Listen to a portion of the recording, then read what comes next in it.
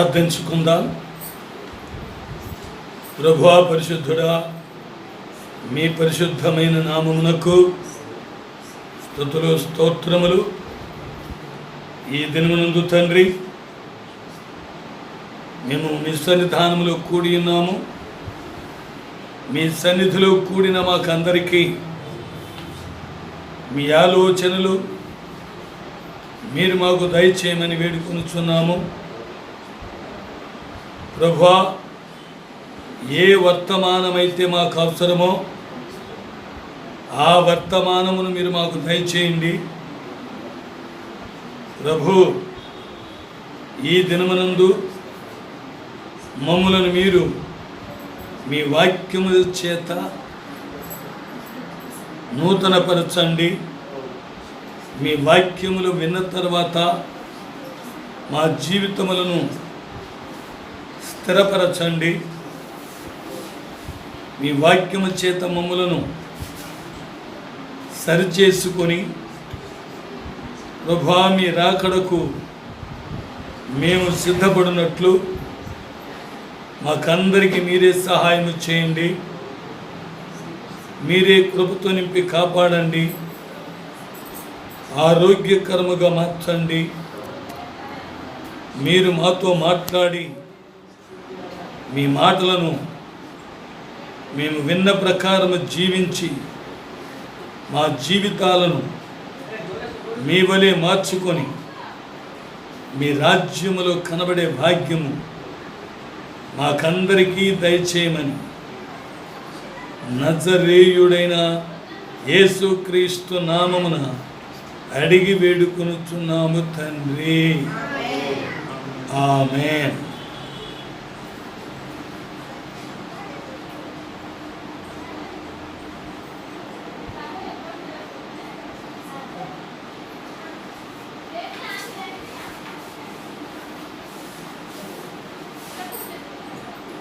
దేవుని యొక్క పరిశుద్ధమైన నామమునకు మహిమ కలుగునుగాక. ప్రియమైనటువంటి దేవుని బిడ్డలారా, ఈ దినములలో మనము వార్తాపత్రికలలోనూ మరి మిగతా సమాచారం తెలియచేయు వాటి ద్వారాను మనము మనుషుల యొక్క నాశనము, పతనము, నిర్మూలమవుట మనం చూస్తూ ఉన్నాము. ఇట్లు వీరు నిర్మూలమైపోవటానికి, పతనమైపోవటానికి కారణం ఏంటి అనేటువంటి విషయాలు మనము చూస్తే ముందుగానే ప్రభువు చెప్పారు. నా రాకడకు ముందు దుష్టులైన వారు, దుర్మార్గులైన వారు ముందే చనిపోతారు. వాళ్ళు చంపబడతారు. వాళ్ళు ఎందుకు చనిపోతున్నారు అని అనేకులకు అనుమానం రావచ్చు. దేవుడు వాళ్ళను కూడా కాపాడవచ్చు కదా, వాళ్ళను కూడా రక్షించవచ్చు కదా, ఒక్క క్షణములు వాళ్ళందరినీ మార్చగలడు కదా, దేవుడు అనుకుంటే ఆయనకు అసాధ్యమైంది ఏదీ లేదు కదా అనుకుంటూ ఉంటారు. అయితే పరిశుద్ధ గ్రంథంలో లేఖనముల ప్రకారము ఆయన చెప్పినవన్నీ జరగాలి. ఆయన చెప్పినవన్నీ జరగవలసి ఉన్నందున అలాగూ జరుగుతూ వస్తూ ఉంటాయి. దేవునికి స్తోత్రములు. ఇప్పుడు మనము లూకా సువార్త 21వ అధ్యాయము 22వ వాక్యము నుండి 28వ వాక్యం వరకు చదువుకుందాం. లూకా సువార్త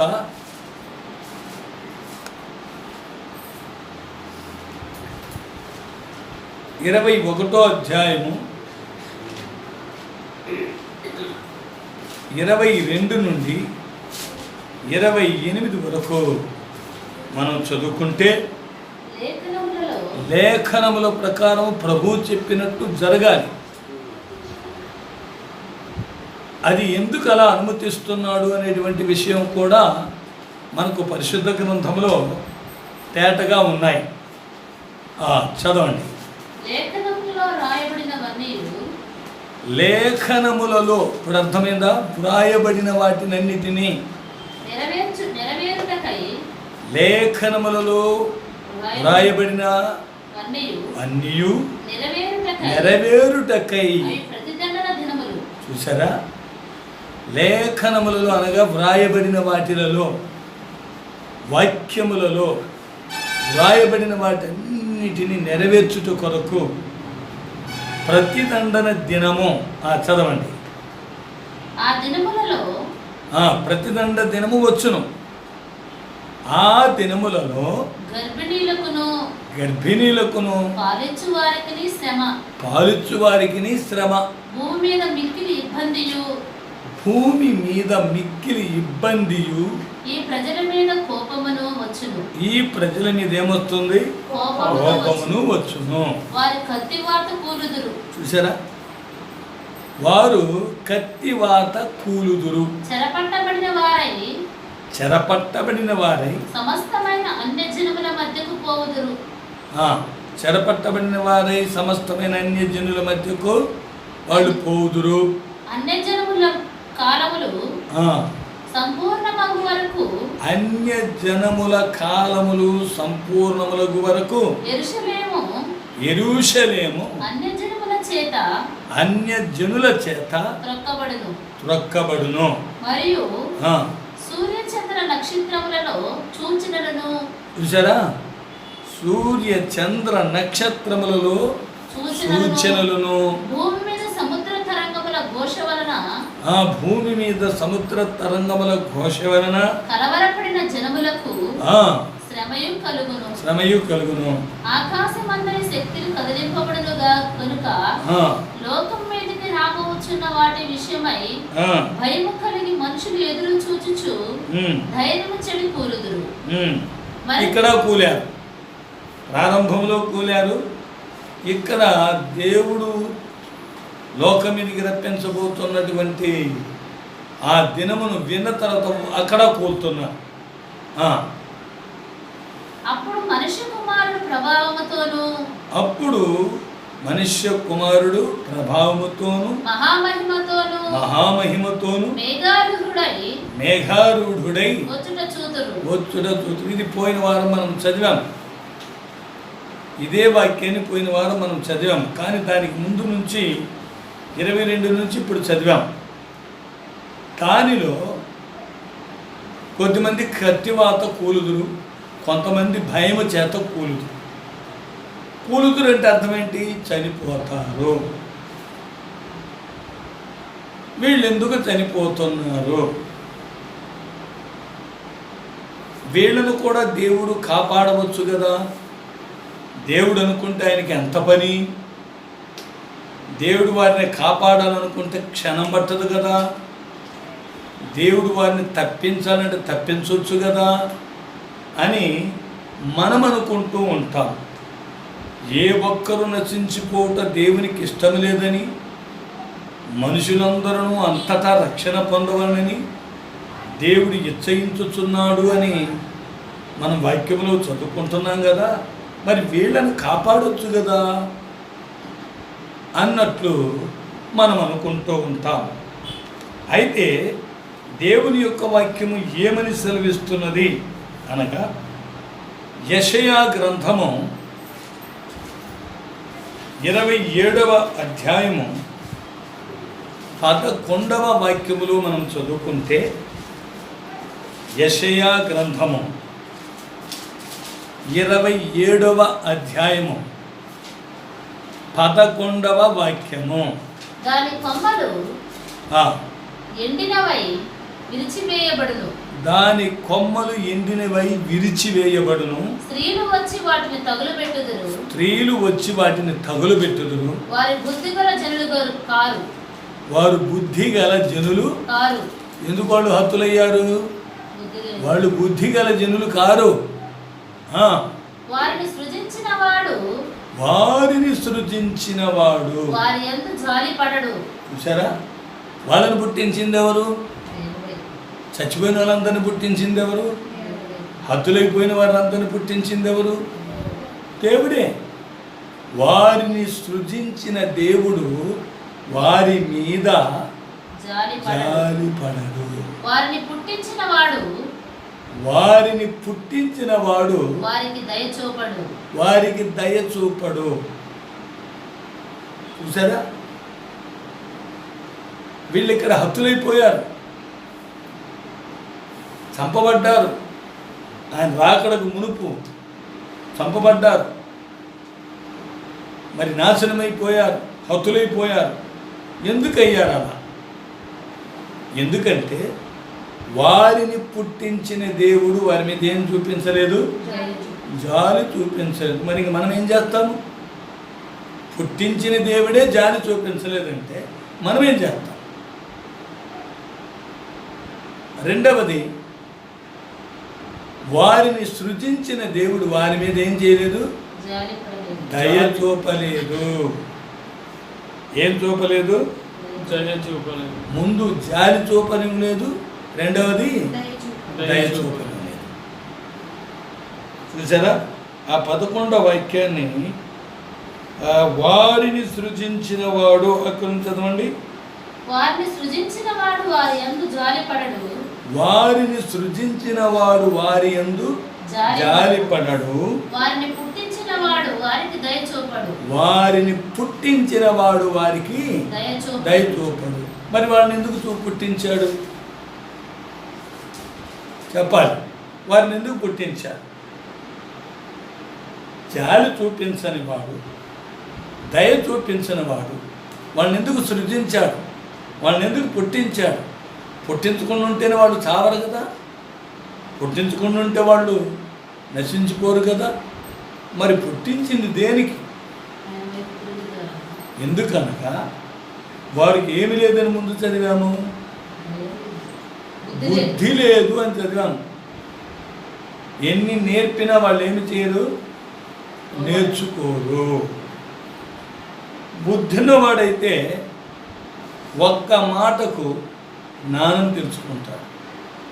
జ్ఞానము గలవానిని గద్దింపగా వాడు మరింత జ్ఞానమునందును.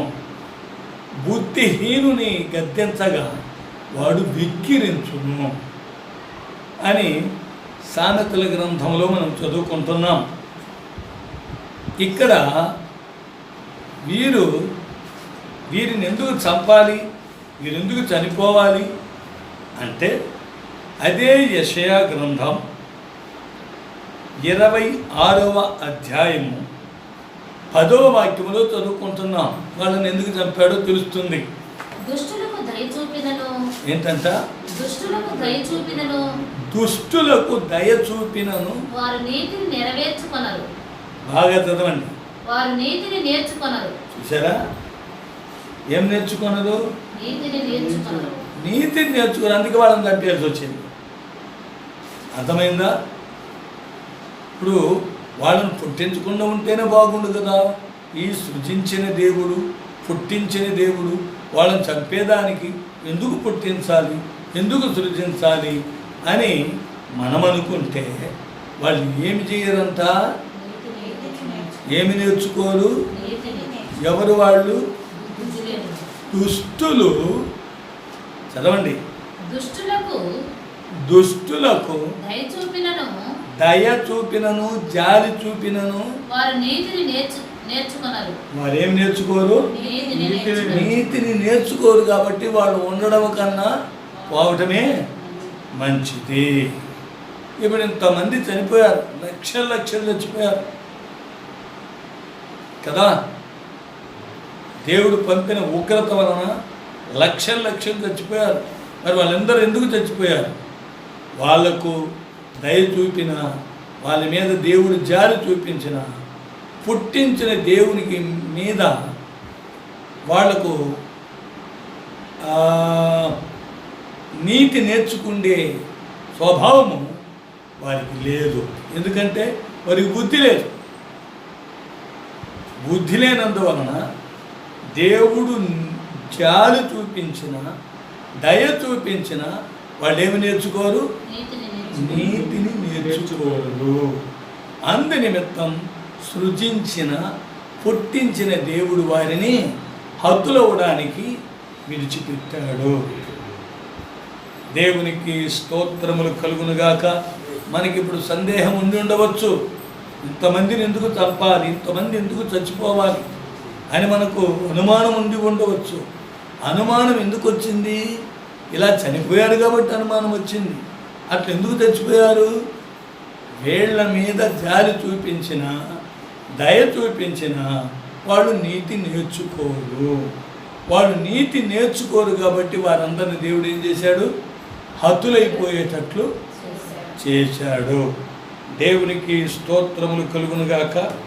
మరి మరలా యెషయా గ్రంథం 27వ అధ్యాయం 11వ వాక్యంలోకి వచ్చినప్పుడు వీరు ఏం నేర్చుకోరు? వారు బుద్ధిగల జనులు కారు. వారు బుద్ధిగల జనులు కారు. బుద్ధిగల జనులు కారు. వారిని సృజించిన వాడు వారి యందు జాలిపడడు. వారిని సృజించిన వాడు వారి యందు జాలిపడడు. వారిని పుట్టించిన వాడు వారికి దయచూపడు. వారిని పుట్టించిన వాడు వారికి ఏం చేయడు? దయచూపడు. దేవునికి స్తోత్రములు. ఇప్పుడు దానిని గురించి సృజించిన వాడు అనేటువంటి పదాన్ని మనం చూస్తే ప్రసంగి గ్రంథం 12వ అధ్యాయము 1-2 వాక్యములు మనం చదువుకుంటే, ఎందుకనగా అక్కడ చెప్పారు లేఖనములు నెరవేరునట్లు అని. లేఖనములలో వ్రాయబడినవన్నీ నెరవేరాలి. ప్రసంగి గ్రంథం 12వ అధ్యాయము 1-2 వాక్యములు. దుర్దినములు రాకముందే, చూడండి ఏమొచ్చాయి ఇక్కడ? దుర్దినములు రాకముందే ఇప్పుడు వాటి యందు నాకు సంతోషము లేదని, ఇప్పుడు వాటి యందు నాకు సంతోషము లేదని, నీవు చెప్పు సంవత్సరములు రాకముందే, నీవు చెప్పు సంవత్సరములు రాకముందే తేజస్సునకును, ఏమిటికిని? తేజస్సునకును సూర్యచంద్ర నక్షత్రములకును, సూర్య చంద్ర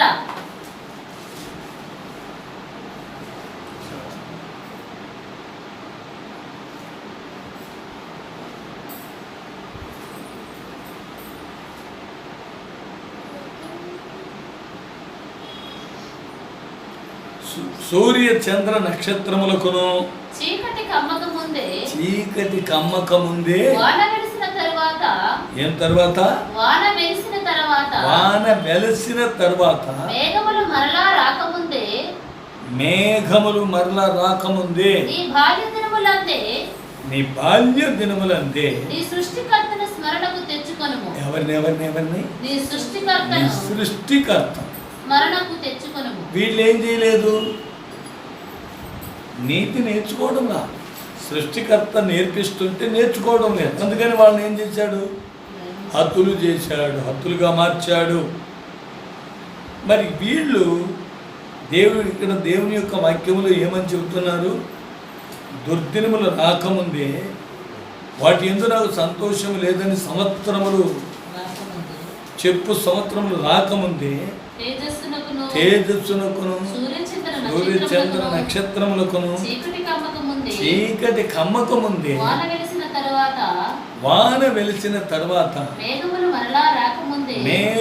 మరలా రాకముందే ఏం చేయండి? బాల్య దినములందే సృష్టికర్త నిన్ను సృజించినవాడు, నిన్ను పుట్టించినవాడు అని ఇక్కడ చెబుతుంది. మనలను పుట్టించిన వాడి మనలను సృజించిన వారిని మనం ఏం చేసుకోవాలి? స్మరణ తెచ్చుకోవాలి, స్మరణలోనికి తెచ్చుకోవాలి. లేకపోతే మనం కూడా వాళ్ళలాగు బుద్ధి లేని వాళ్ళగా మారిపోతాం. వాళ్ళ వలె మనకు బుద్ధి నేర్పినా మనము నీతి నేర్చుకోనం. నీతి నేర్చుకోకపోవడం వలన వారిని హతులుగా చేస్తాడు. అటువంటి గుంపులో మనం కనబడక ముందే ఎప్పటి నుంచి మనము దేవునిని స్మరణ తెచ్చుకోవాలి? బాల్య దినములందే స్మరణకు తెచ్చుకోవాలి. దేవునికి స్తోత్రములు. 1-2 వాక్యాలు పూర్తి చేశారు కదా. దేవునికి స్తోత్రములు. అటు పిమ్మట ఈ సృష్టికర్తను మనలను పుట్టించిన వానిని స్మరణకు తెచ్చుకొని, అనగా గుర్తుంచుకొని, జ్ఞాపకం ఉంచుకొని, అయ్యో దేవుడున్నాడు, అయ్యో దేవుడు నన్ను పుట్టించాడు, అయ్యో దేవుడు నన్ను నడిపిస్తున్నాడు, జీవింపజేస్తున్నాడు, ఇంతవరకు ప్రాణంతో ఉంచాడు, రేపు ప్రభు తన రాకడలో నన్ను తీసుకుని వెళ్తాడని భయముతో దేవునిని జ్ఞాపకం ఉంచుకోవాలి, స్మరణకు తెచ్చుకోవాలి. స్మరణ అనగా జ్ఞాపకములో ఉంచుకోవాలి. దేవునికి స్తోత్రం. మనలను సృజించిన వానిని, మనలను పుట్టించిన వానిని జ్ఞాపకం ఉంచుకోవాలి. దేవునికి స్తోత్రములు. అటుపిమ్మట యెషయా గ్రంథం 40వ అధ్యాయము 28వ వాక్యంలో మనం చదువుకుంటే, యెషయా గ్రంథం 40వ అధ్యాయం 28వ వాక్యంలో చూస్తున్నాం. నీకు తెలియలేదా? నీవు వినలేదా? భూదిగంతములను సృజించిన యెహోవా. ఎవరండి? భూదిగంతములను సృజించిన యెహోవా. భూదిగంతములను సృష్టించిన యెహోవా నిత్యుడగు దేవుడు. ఎవరైనా? నిత్యుడగు దేవుడు. నిన్ను నన్ను సృజించింది ఎవరు? నిత్యుడగు దేవుడు. ఎవరా దేవుడి పేరు? యేసుక్రీస్తు. యెహోవా. యెహోవా లేక యేసుక్రీస్తు. ఆయన మనలను సృజించాడు అని ఏమి చేయాలి? స్మరణకు తెచ్చుకోవాలి, జ్ఞాపకమునకు తెచ్చుకోవాలి. చూసారా? మరి ఒక చోట రాయబడి ఉన్నది, దేవునిని జ్ఞాపకమునకు తెచ్చుకొనక దేవుని మనచువారులారా మీరు మీ మలము నశించున్నట్లు నశించిపోవుదురు అని చదువుకుంటున్నాం. దేవునికి స్తోత్రములు. చూసారా? దేవుని మరచువారులారా, సృష్టికర్తను స్మరణ తెచ్చుకొనక మరిచిపోయేవారులారా, మీరు మీ మలము నశించున్నట్లు నశించిపోవుదురు అని చెప్పారు. ఇలా ఎందుకు చచ్చిపోతున్నారు అని చూడగా, లేఖనములు నెరవేరాలి, గ్రంథములో వ్రాయబడినవి నెరవేరాలి, అందుకోసం అలా నశించిపోయారు. దేవునికి స్తోత్రం. వారికి బుద్ధి నేర్పిన వారు దేవుని యొక్క నీతిని నేర్చుకొనరు కనుక వారిని దేవుడు అలా వదిలిపెట్టాడు, నశింపజేశాడు, నశించిపోవడానికి విడిచిపెట్టాడు. దేవునికి స్తోత్రం. ఇప్పుడు ఈ 40వ యెషయా గ్రంథం 40వ అధ్యాయము 28వ వాక్యంలో చదువుకున్న ప్రకారము, నిన్ను సృజించిన యెహోవా నిత్యుడగు దేవుడు. మనలను సృజించింది ఎవరంట? యెహోవా అనే నిత్యుడగు దేవుడు. నిత్యుడంటే ఎల్లప్పుడూ ఉండే దేవుడు. ఇంకా ఆయన కాలమునకు ఆది లేదు, అర్థమైందా? ఆయన జీవిత కాలమునకు ముగింపు లేదు, అంతము లేదు. ఎందుకంటే ఇవన్నీ ఈ వాక్యాలని వివరించడానికి సమయం చాలదు, అవన్నీ చదివించడానికి సమయం చాలదు. ఎందుకనగా ఆయన జీవిత కాలమునకు, అనగా ఆయన జీవితమునకు ఆది లేదు, ఆయన జీవిత కాలమునకు అంతము లేదు. అందుకే ఆయన ఎవరని చెప్పబడింది? నిత్యుడగు దేవుడు. నిన్న నేడు నిరంతరము ఏకరీతిగా ఉన్న దేవుడు. అంతేకాదు భూత భవిష్యత్ వర్తమాన కాలములలో ఉండువాడు అని అర్థము. దేవునికి స్తోత్రం. నిత్యుడగు దేవుడు యెహోవా, ఆయనే మనలను సృష్టించాడని మనం ఏం చేసుకోవాలి? జ్ఞాపకమందు ఉంచుకోవాలి. జ్ఞాపకమందు ఉంచుకొనరు కనుకని వారు తమను సృష్టించిన దేవుని మరిచిపోయారు కనుకని వారిని హతులయ్యేటట్లు చేశాడు. దేవునికి స్తోత్రములు కలుగునుగాక. అటు పిమ్మట మరలా మనము కీర్తనల గ్రంథములు చదువుకుంటున్నాం. కీర్తనల గ్రంథం 28వ అధ్యాయము 5వ వాక్యాన్ని చదువుకుందాం. యెహోవా కార్యములను వారు లక్ష్య పెట్టరు. ఎందుకు? వాళ్ళు ఎందుకు హతులయ్యారు? వాళ్ళు ఎందుకు నశించిపోయారు? వాళ్ళు ఎందుకు చచ్చిపోయారు? కత్తివాతను ఎందుకు కూలారు? భయము చేత ఎందుకు కూలారు? వాళ్ళను కూలకుండా కాపాడొచ్చు కదా, వాళ్ళను కూడా రక్షించి పరలోకానికి తీసుకెళ్ళొచ్చు కదా. అట్లా చేయడం దేవునికి చేత కాదా? అలా చేయడం దేవుని వల్ల కాదా? అవుతుంది.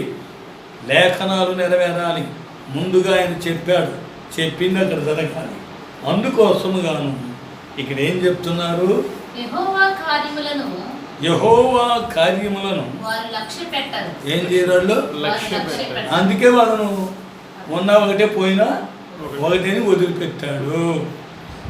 ఇన్ని లక్షల మంది ఎందుకు పోయారని అడుగుతాడు. చాలామంది అడగొచ్చు, వాళ్ళలో ఎంతమంది భక్తి పరులు ఉన్నారో, వాళ్ళలో ఎంతమంది దేవుని నమ్ముకున్న వాళ్ళు ఉన్నారో, వాళ్ళలో ఎంతమంది దేవుని ప్రార్థించే వాళ్ళు ఉన్నారో, భక్తులు ఉన్నారో, వాళ్ళను కూడా దేవుడు చంపేశాడే అని అనుకుంటారు. వీళ్ళు వాళ్ళకున్న భక్తి, వాళ్ళ విశ్వాసము, వాళ్ళకున్నటువంటి నమ్మకము దేవునిలో సరైనదై స్థిరమైనదై వాళ్ళు బాగుగా ఉండేవాళ్ళుగా అయ్యుంటే దేవుడు వాళ్ళని కాపాడి ఉంటాడు. ఎందుకనగా దేవుడు తన భక్తులను కాపాడును అని ఉంది. దేవుడు తన భక్తుల ప్రాణమును కాపాడును అని కీర్తనల గ్రంథంలో చదువుకుంటున్నాం. అయినా వీళ్ళని ఎందుకు విడిచిపెట్టాడు అంటే, చదవండి. యెహోవా కార్యములను వారు లక్ష్య పెట్టరు. యెహోవా కార్యములను వాళ్ళు ఏమి చేయరు?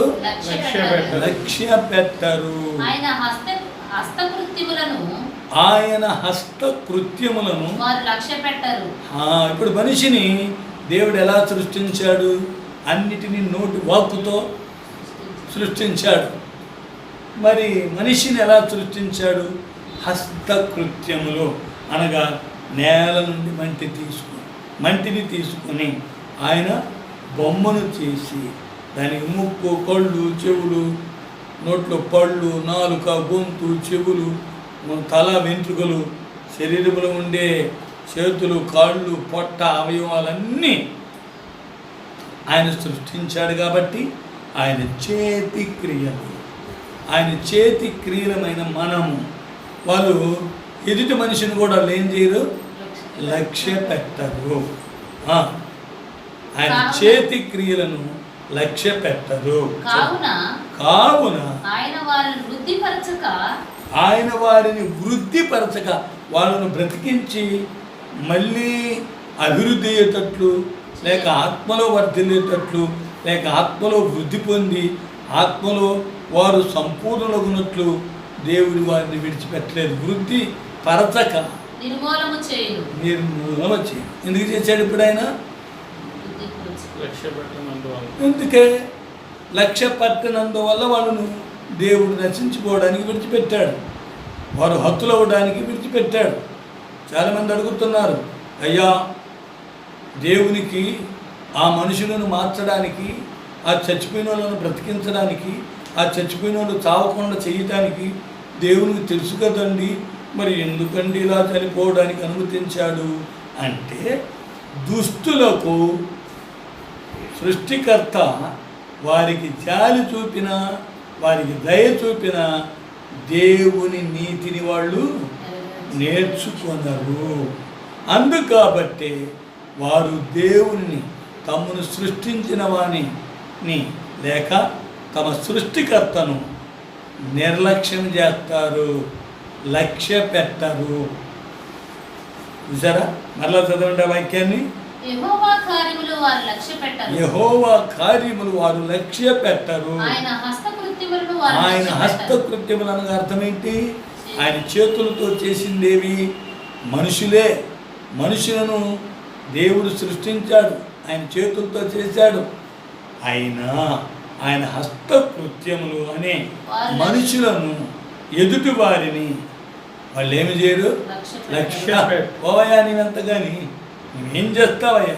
ఒరే మీ నాన్న వస్తున్నా, వస్తే ఏం చేస్తాడు? అమ్మ వస్తుంది, బెత్తం తీసుకొని కొడుతుంది. నేను రాని కొడుతా, చూద్దాం కొట్టని ఎట్లా కొడుతుందో. లక్ష్య పెట్టడం లేదు. అందు నిమిత్తం వాళ్ళని ఏం చేశాడు? వారిని వృద్ధిపరచలేదు, వాళ్ళని బ్రతికించలేదు, వాళ్ళని సజీవులుగా చేయలేదు, వాళ్ళని రక్షించలేదు, వాళ్ళని బాప్తిస్మం చేయలేదు, వాళ్ళందరినీ ఆత్మీయంగా ఎదిగింప చేయలేదు. అవునా? బాప్తిస్మం మారు మనసు పొంది, పాపక్షమాపణ పొంది, బాప్తిస్మం పొంది, పరిశుద్ధాత్మ పొంది, ప్రత్యేక జీవితం పొంది, విశ్వాస జీవితం పొంది, దైవిక సంపూర్ణమైన పరిశుద్ధ జీవితము చేసేటట్లు వాళ్ళను చెయ్యలేదు. ఎందుకు చేయలేదు? వారు దేవుని కార్యములను లక్ష్య పెట్టలేదు. వారు దేవుని హస్తకృత్యములను నిర్లక్ష్య పెట్టిరి. అందువల్ల ఏమైంది? ఆయన వారిని వృద్ధిపరచలేదు, ఎదిగింప చేయలేదు. అందుకు వారిని ఏం చేశాడు?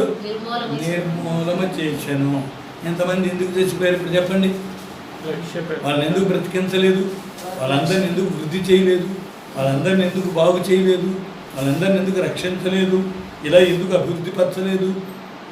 అంటే వారు దేవుని నీతిని నేర్చుకోరు, దేవుని కార్యములను లక్ష్య పెట్టరు, దేవుని హస్తకృత్యములను లక్ష్య పెట్టరు. అందుకని వాళ్ళను దేవుడు చనిపోయేటట్లు విడిచిపెట్టాడు. దేవునికి స్తోత్రం. మరలా మనము చదువుకుంటే రెండవ తెస్సలోనికైలకు రాసిన పత్రిక, రెండవ తెస్సలోనికైలకు రాసిన పత్రిక 1వ అధ్యాయము 7-8 వాక్యములను మనం చదువుకుంటున్నాం. దేవునికి స్తోత్రములు. చదవండి. ప్రభువైన యేసు. చూసారా? ఎవరు? ప్రభువైన యేసు తన ప్రభావమును కనుపరచు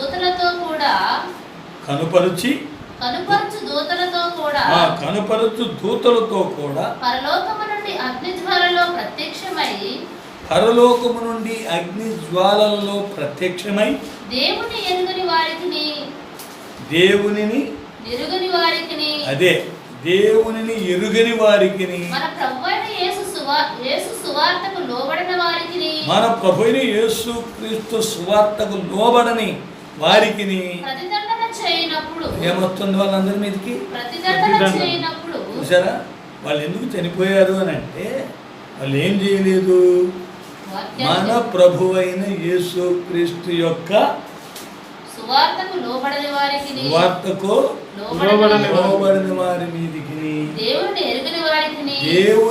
ఎరుగని వారికి ప్రతిదండన చేయునప్పుడు మిమ్మును మీరు నమ్మారే, దేవుని ఎందుకు విశ్వాసంతో ఉన్నారే, శ్రమలు వస్తాయి, కష్టాలు వస్తాయని ఎరిగారే, మిమ్మును శ్రమపరచు వారికి శ్రమ పొందుతున్న మీకు మాతో కూడా విశ్రాంతియు అనుగ్రహించుట దేవునికి న్యాయమే. హల్లెలూయా. దేవునికి స్తోత్రములు కలుగునుగాక. ఒకవేళ ఈ కాలంలో మనలను చాలామంది ఇబ్బంది పెట్టొచ్చు, హింస పెట్టొచ్చు.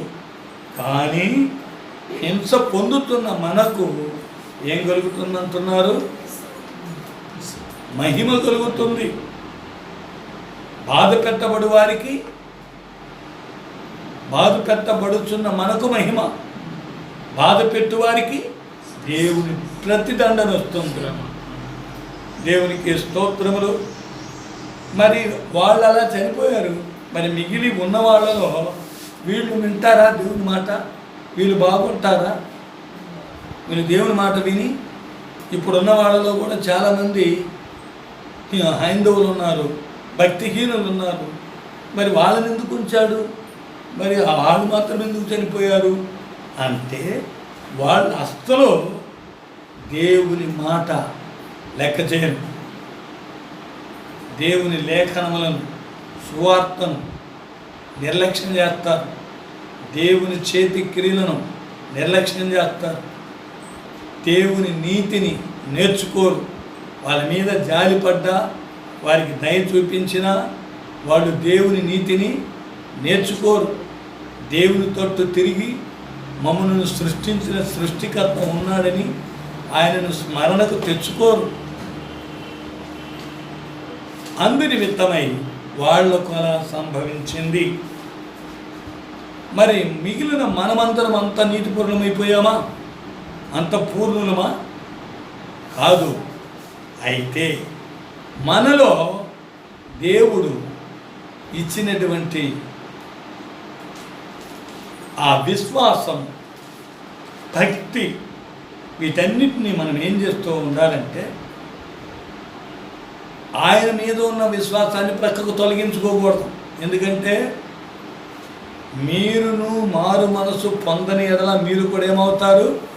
వారి వలనే నశించిపోతారని యేసు ప్రభు ఇంతకు ముందు చెప్పారు. వారి వలనే మనం పోవుటకు దేవుడు విడిచిపెట్టలేదు. ఎందుకని? మనలో పశ్చాత్తాపం ఉన్నది కనుక. అయ్యో దేవుణ్ణి ఈరోజు నేను ప్రార్థన చేయలేదే, ఈరోజు బైబిల్ చదవలేదే, ఈరోజు నేను మంచి కార్యాలు చేయలేదే అని ఒక బాధ ఉంటుంది. బాధ విని మరి ఒక సమయంలోనైనా మళ్ళీ చదువుతారు, మంచి ప్రార్థన చేస్తారు మళ్ళీ. అందుకు కాబట్టి వాళ్ళు దేవుని నీతిని నేర్చుకుంటారు, మారు మనసు పొందగలరు. అందుకని ముంచాడు. వాళ్ళేమో దేవునిని శుభ్రంగా మరిచేవాడు, దేవునిని విసర్జించేవాడు. అందు నిమిత్తం దేవుడు వాటిని ఏం చేశాడు? హద్దులోగుటకు విడిచిపెట్టింది. కత్తివాతన హతులయ్యారు, మరి భయము చేత హతులయ్యారు. కరోనా వచ్చింది అని చచ్చిన వాళ్ళు కొద్దిమంది అయితే, నాకు వస్తుందేమో అన్నవాళ్ళు చచ్చిన వాళ్ళు చాలా, భయము చేత చచ్చిపోయిన వాళ్ళు చాలా. ఏంటో నాకు నాలుగు పీకుతుంది, అమ్మో తగ్గొచ్చింది, నాకేం తగ్గొచ్చింది, ఏంటో జ్వరం వచ్చినట్లుంది, మొన్న కరోనా వచ్చినట్లుంది, బుడకింది చచ్చాయి. ఎందుకంటే అది భయం. భయం ఏం చేసినవన్నీ తీసుకెళ్ళిపోయింది. ఇలా జనులు హతులైపోవడానికి దేవుడు విడిచిపెట్టాడు. దేవునికి స్తోత్రములు కలుగునుగాక. మళ్ళీ వారి మీద దయ చూపించిన వాళ్ళు తిరగడానికి ఉంది కదా. ఆ యెషయా గ్రంథం 26వ అధ్యాయము 7-8 వాక్యాలు మనం చదువుకున్నాం కదా. 7-8 కాదు, యెషయా గ్రంథం 26వ అధ్యాయం 10వ వాక్యాన్ని చదివాం కదా.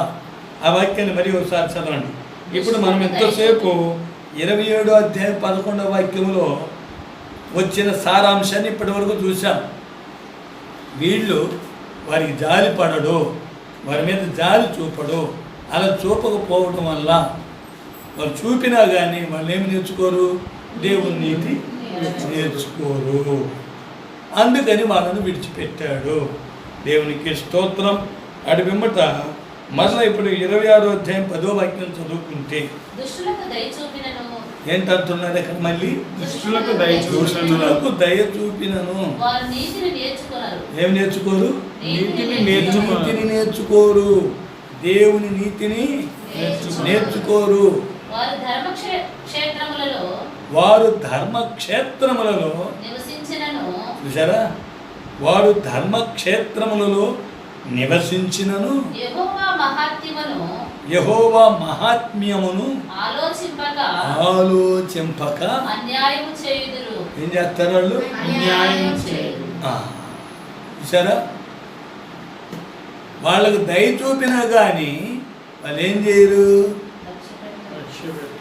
లక్ష్య కాదు, వారి మీద దయ చూపిన దేవుని నీతిని నేర్చుకోరు.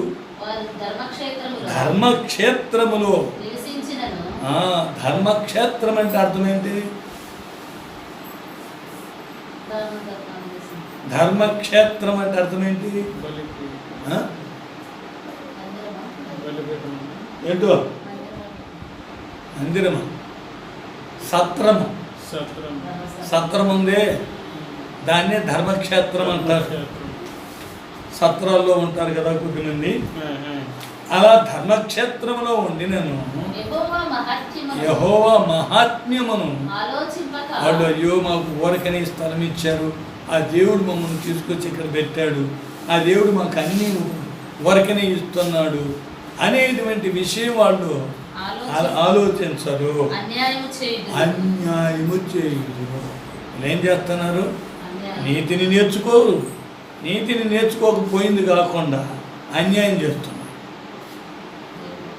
అందుకే వాళ్ళు హతులైపోయారు. దేవునికి స్తోత్రం. దీనిలో మనం ఒక వాక్యం చదివితే, ప్రసంగి గ్రంథం 8వ అధ్యాయం 12-13 వాక్యాలు చదువుకుంటే, ప్రసంగి గ్రంథం 8వ అధ్యాయము 12-13 ఏమంటున్నారు అక్కడ?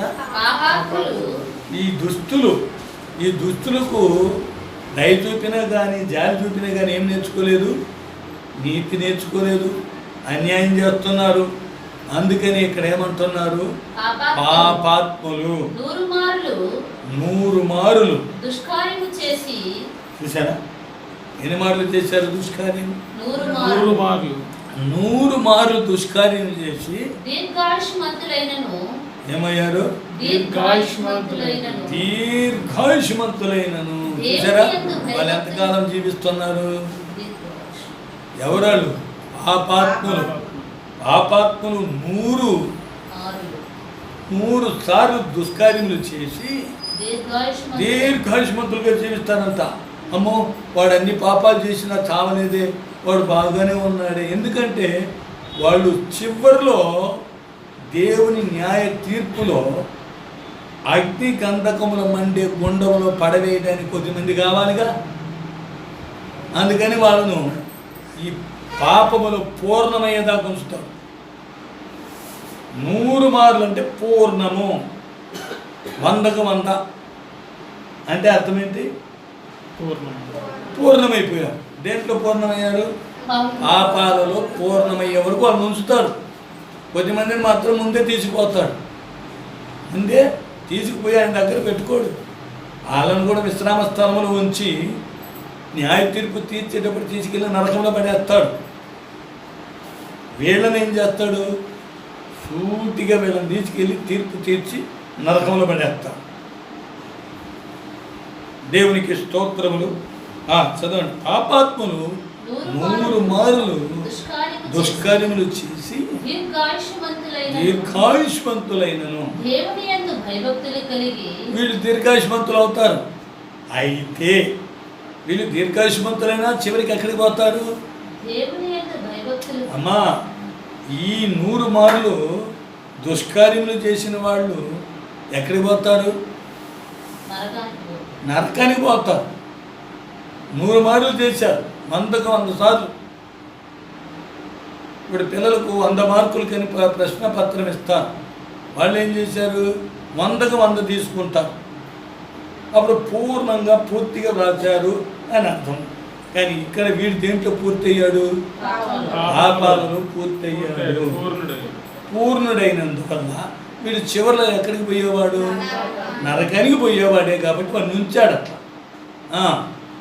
వాళ్ళు నరకానికి పోయేవాళ్ళే, కానీ లేఖనములు నెరవేర్చబడినట్లు వీడేం చేయబడాలి? దేవుని తీర్పు దినం వరకు ఉండాలి వీడు. దేవుని యందు భయభక్తులు కలిగి ఆయన సన్నిధికి భయపడువారు. దేవునికి స్తోత్రం. దేవుని యందు భయభక్తులు కలిగి ఆయన సన్నిధికి భయపడువారు క్షేమముగా నుందురని. హల్లెలూయా, హల్లెలూయా. ఎలా ఉంటారు? క్షేమముగా నుందురని. దేవుని యందు భయభక్తులు కలిగి వారు క్షేమముగా ఉంటారు. దేవునికి స్తోత్రం. మరి ముందుటి వాళ్ళు ఎందుకు లేరు? వాళ్ళు ఎందుకు క్షేమంగా లేరు? వాళ్ళకు జాలి దయ చూపించిన దేవుని నీతిని నేర్చుకోరు, దేవునిని తిరస్కరిస్తారు, దేవుని చేతి క్రియలను తిరస్కరిస్తారు, అలక్ష్యం చేస్తారు. అందుకని వాళ్ళు హతులవ్వడానికి దేవుడు విడిచిపెట్టాడు.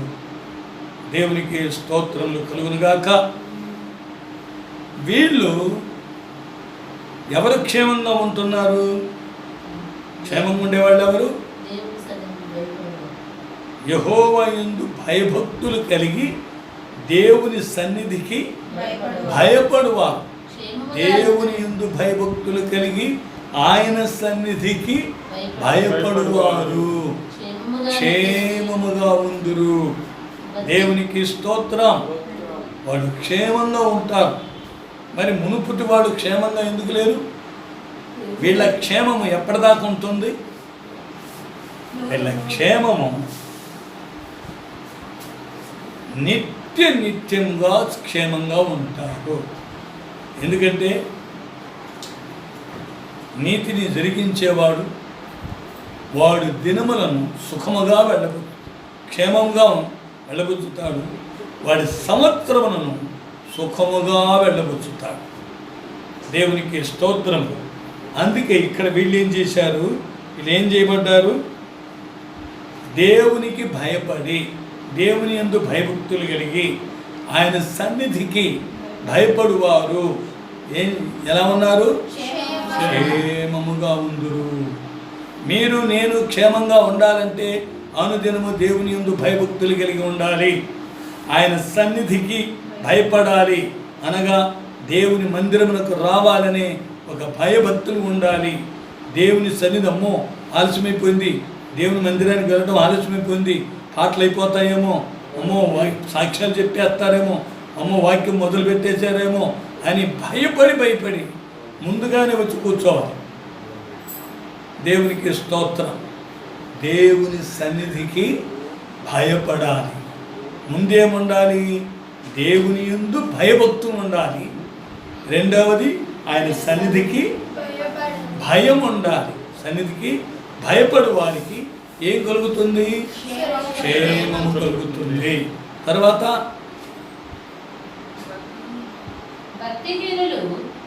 భక్తిహీనులు దేవుని సన్నిధిని ఏం చేయరు?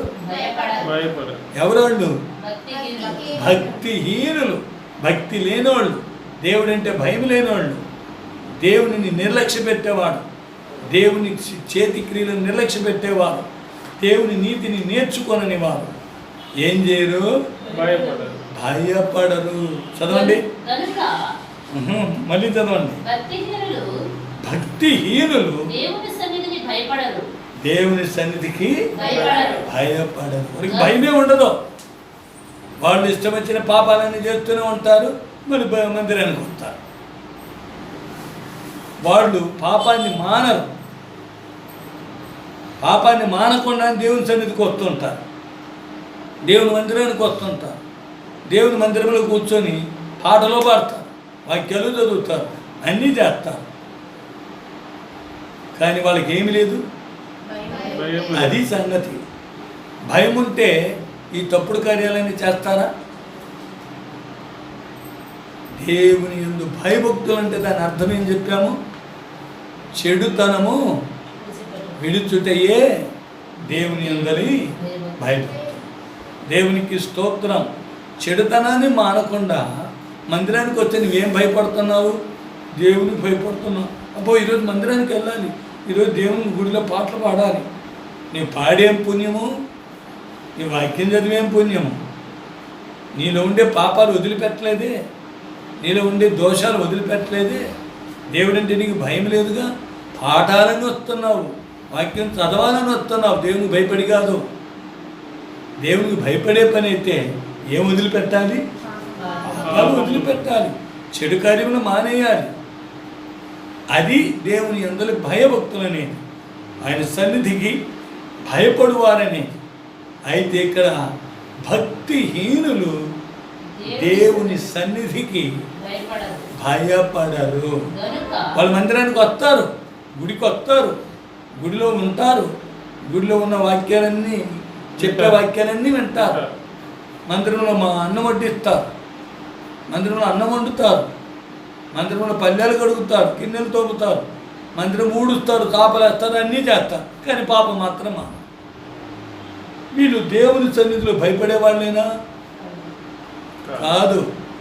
కానీ వీళ్ళందరూ చివరికి దేవుని ఉగ్రత దినము వరకు, వీళ్ళందరూ దేవుని యొక్క తీర్పు వరకు ఉంటారు, ఉంచబడతారు. ముందు పోయిన వాళ్ళు ఏమి నేర్పించిన వాళ్ళు నేర్చుకోలేరు. వీళ్ళేమో నేర్చుకున్నట్లు ఉంటారు, కానీ దేవుని యందు భయం లేదు. అన్నీ చేస్తున్నట్లు ఉంటారు, దేవుని సన్నిధికి భయం లేదు. ఇటువంటి జీవితం చేస్తున్న వారికి చదువమా ఏమనుంది? భక్తిహీనులు దేవుని సన్నిధికి భయపడరు గనుక ఏం కలుగుతాలకు? మరేం కలుగుతుంది? న్యాయ తీర్పు కలుగుతుంది.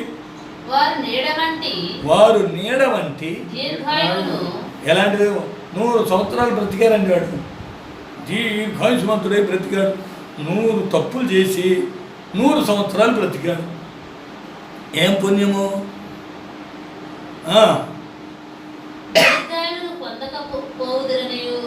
వాళ్ళకి ఏముండదు? దీర్ఘాయువును పొందకపో. దీర్ఘాయువు అంటే ఏంటి?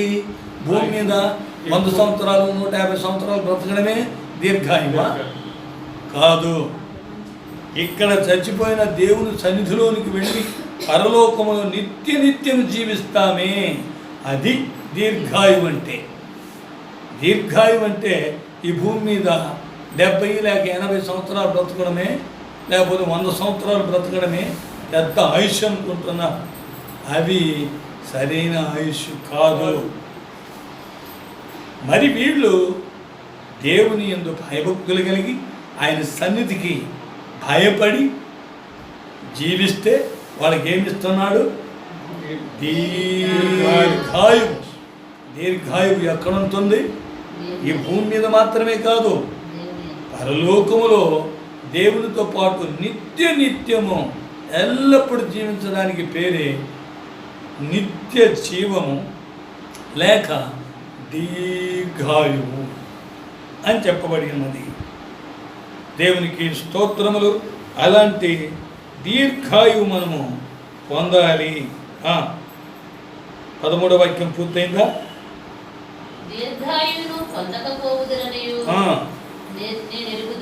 నేను ఎరుగుదును. దేవునికి స్తోత్రములు కలుగును గాక. అటు పిమ్మట దేవునికి భయపడని వారి పరిస్థితి అంతా ఇది. భయపడేవాడికి ఎలా ఉంటుంది? క్షేమం కలుగుతుంది.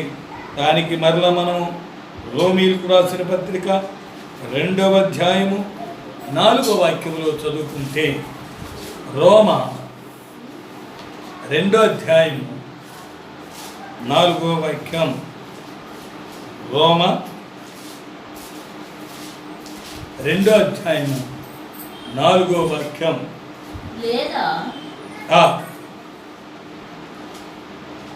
దేవుని అనుగ్రహం మారు మనసు పొందుటకు నిన్ను ప్రేరేపించుచున్నదని ఎరుగక. ఆయన అనుగ్రహ ఐశ్వర్యమును సరా, ఆయన అనుగ్రహ ఐశ్వర్యమును, సహనమును, దీర్ఘశాంతమును తృణీకరించుదువా నీ కాఠిన్యమును మార్పు పొందని నీ హృదయమును అనుసరించి జరా ఏ దినం వచ్చింది?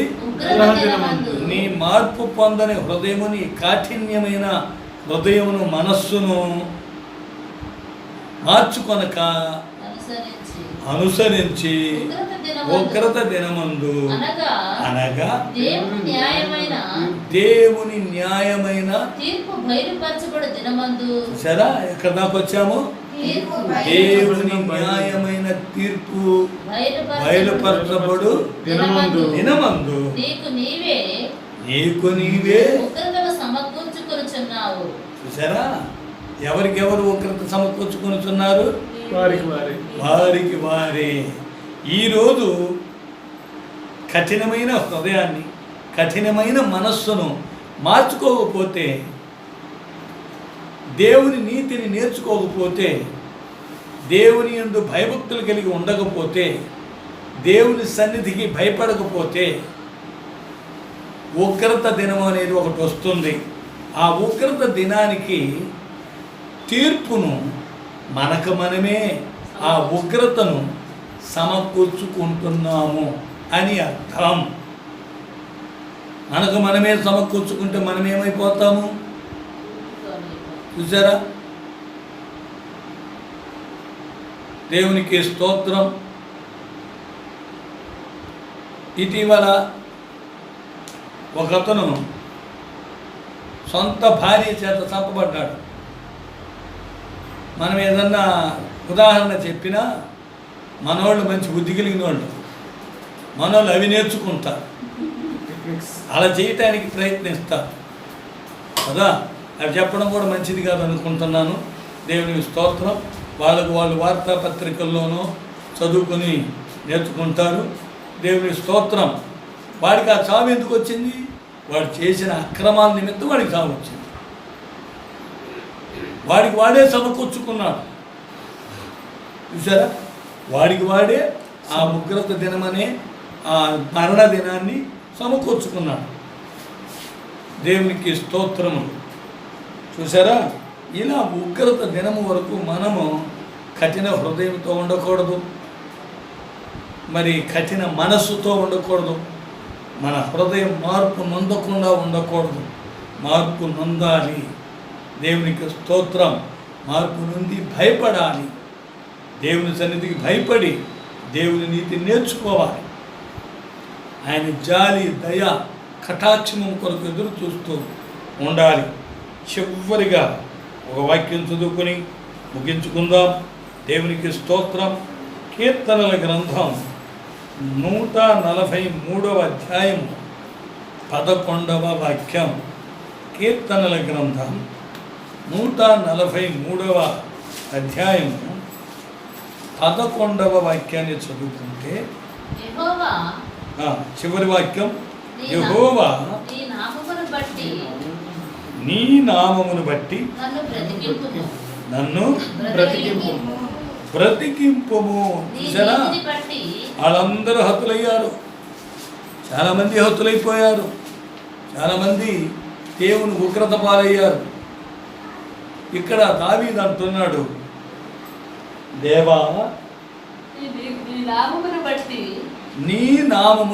నీ నామము నమ్ముకొని ఉన్నానయ్యా, నీ నామమును బట్టి నన్ను బ్రతికించు.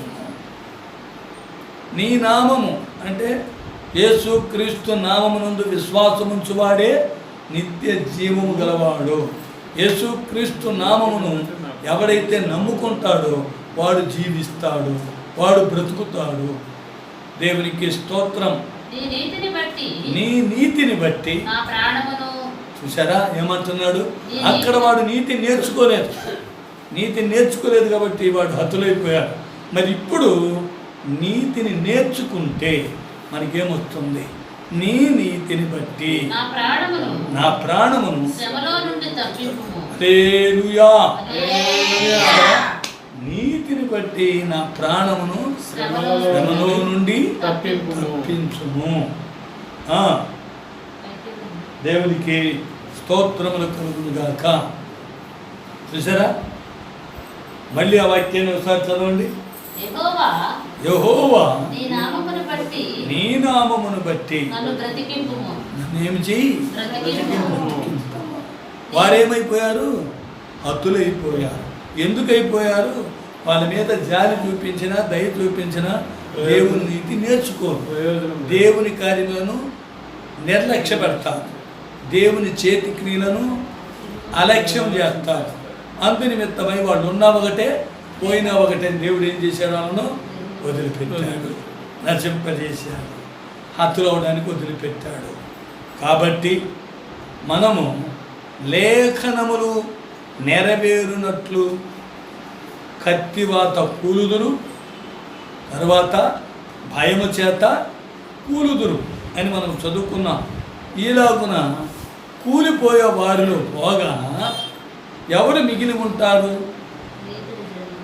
దేవుని యందు భయభక్తులు కలిగిన వాడు, దేవుని సన్నిధికి భయపడేవాడు క్షేమంగా ఉంటాడు. దేవునికి స్తోత్రం. అదే రీతిగా దేవా నీ నీతిని బట్టి నా ప్రాణమును రక్షించు.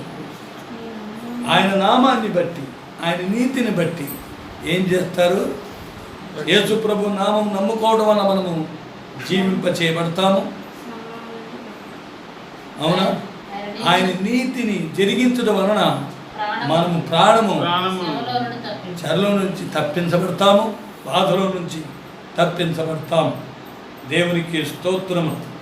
కనుక ఈ రోజుల్లో మనము మార్పునందని హృదయము, కఠినమైన మనస్సు కలిగి ఉండకూడదు.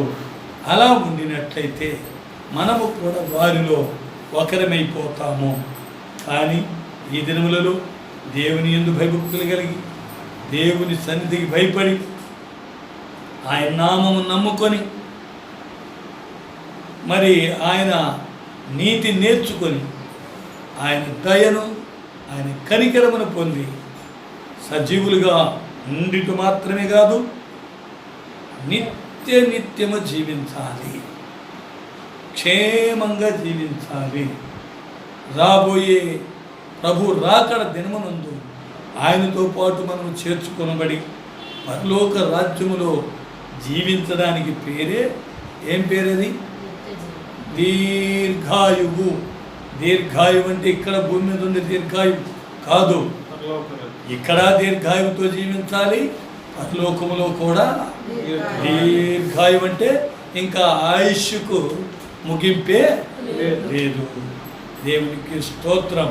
ఎందుకనగా దేవుని యొక్క కాలమునకు ఆది, ఆయన జీవిత కాలమునకు ముగింపు లేదు. కనుక ఆయన నమ్ముకొని, ఆయనకు భయపడి, ఆయన సన్నిధికి భయపడి జీవిస్తున్న మనకును దేవుడు మనకు దీర్ఘాయువునిస్తాడు, క్షేమాన్ని ఇస్తాడు. పరలోకములో ఆయనతో పాటు దీర్ఘాయుష్మంతులుగా నిత్యము జీవించే ధన్యత మనకు ప్రసాదిస్తాడు. అటువంటి ధన్యతను మనము పొందుటకు మనమందరము ఆయనకు సమర్పించుకుందాం. ఆ దేవుడే మనందరికీ సహాయం చేయనుగాక. కాబట్టి మనమందరం ఇప్పుడు ప్రార్థన చేసుకుందాం.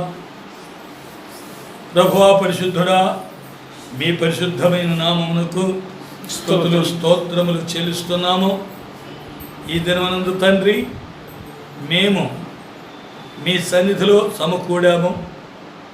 మీ సన్నిధిలో సమకూడిన తర్వాత లేఖనములు నెరవేరునట్లు కత్తివాత కొంతమంది కూలుదురు, భయము చేత కొంతమంది కూలుదురు అని చెప్పి తండ్రి ఈ దినమనందు వాక్యముల ద్వారా బయలుపరిచారు. మీ రాకడకు మునుపు ఇలా హతులవుతారని చెప్పారు. మరి వాళ్ళు ఎందుకు హతులయ్యారు అనేటువంటి విషయాన్ని మేము ఈరోజు పరిశీలించాం. వారు ఎందుకు హతులయ్యారు అనేటువంటి విషయాన్ని చూసినప్పుడు, వారిని సృష్టించిన దేవుడు, వారిని సృజించిన దేవుడు వారిని జాలి చూపినను దయ చూపినను వారు ప్రభువా నీతిని నేర్చుకొనరు, వారు అన్యాయం చేస్తారు, అందుకని వారిని మీరు హద్దులుగా విడిచిపెట్టారు. మరి మిగిలినటువంటి వారందరూ కూడా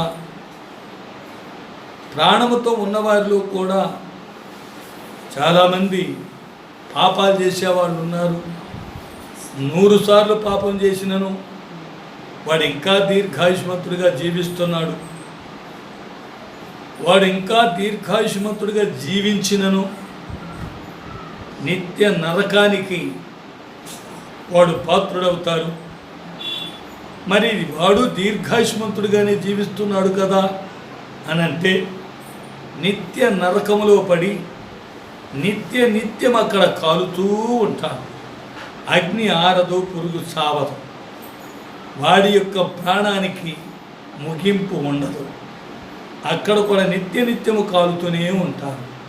పరలోకములో చేరిన వారు కూడా నిత్యము జీవిస్తూ ఉంటారు. ఎందుకనగా వారు మీ యందు భయభక్తులు కలిగి మీ సన్నిధికి భయపడి మీ నామమును నమ్ముకొని మీ నామమునందు విశ్వాసముంచి మీ నీతిని నేర్చుకొని జీవించుచున్నందువలన వారిని క్షేమముగా కాపాడుతూ వారి ప్రాణమును రక్షించుదు.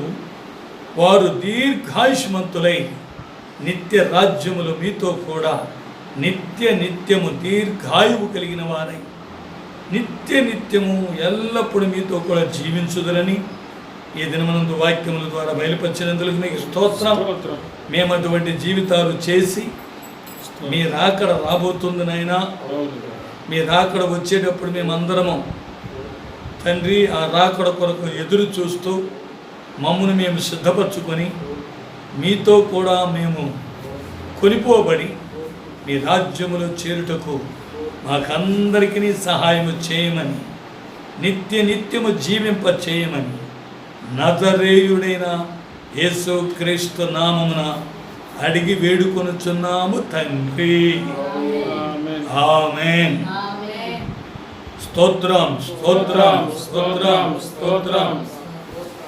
మన ప్రభువును రక్షకుడును విమోచకుడునైన మన ప్రభు అయిన యేసు క్రీస్తు యొక్క కృపయు తండ్రి అయిన దేవుని యొక్క ప్రేమయు పరిశుద్ధాత్ముని యొక్క సహవాసమును ఇప్పుడును ఎల్లప్పుడును సకల పరిశుద్ధులకును విశేషముగా ఈ యొక్క కూటములో పాల్పొందిన వారికి ఈ వాక్యములను వినువారికి సదాకాలం నిత్యం వారందరికీ తోడై ఉండునుగాక. ఆమేన్. స్తోత్రం స్తోత్రం స్తోత్రం స్తోత్రం. హల్లెలూయా హల్లెలూయా హల్లెలూయా హల్లెలూయా హల్లెలూయా హల్లెలూయా. అందరికీ స్తోత్రం. దేవునికి అందరి పేరిట దేవునికి స్తోత్రం.